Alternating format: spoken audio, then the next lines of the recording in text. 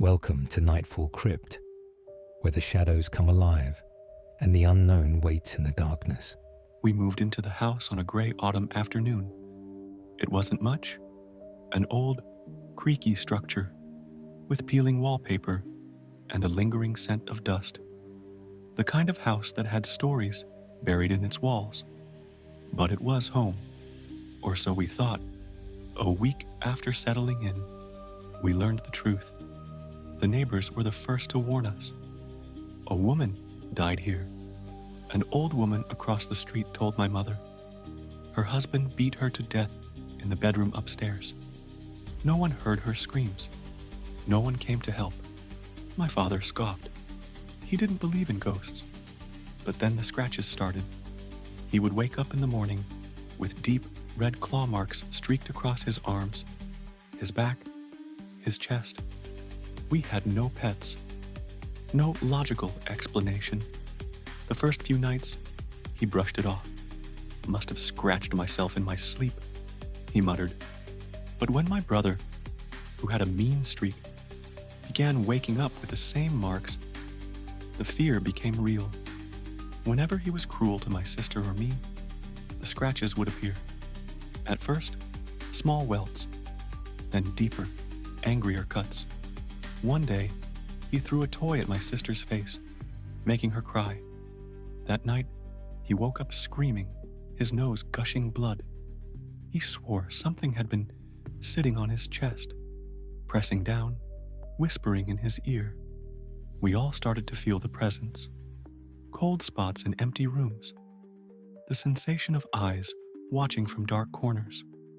Whispers in the vents.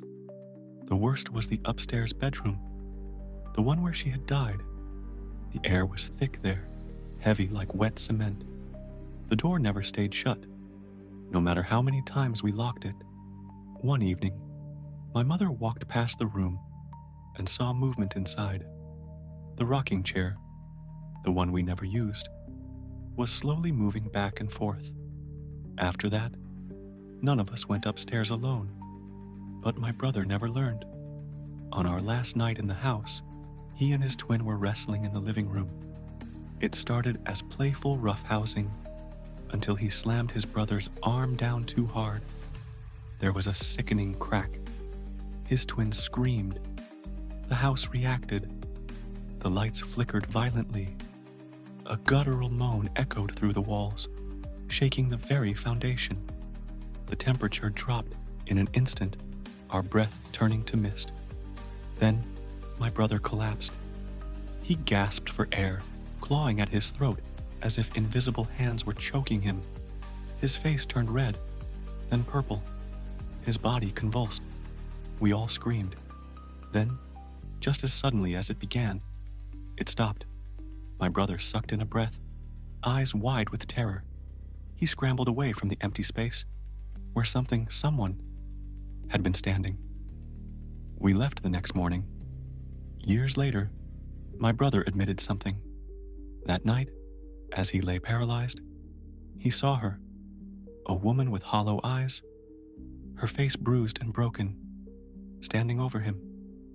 She whispered something he will never repeat, but he swears that if we had stayed one more night, she would have finished what she started.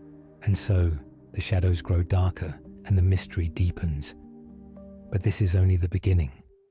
What lies beyond the door? Who or what is behind the whispers? The answers await in the next chapter of this chilling tale. Subscribe to Nightfall Crypt and hit the notification bell so you don't miss what happens next.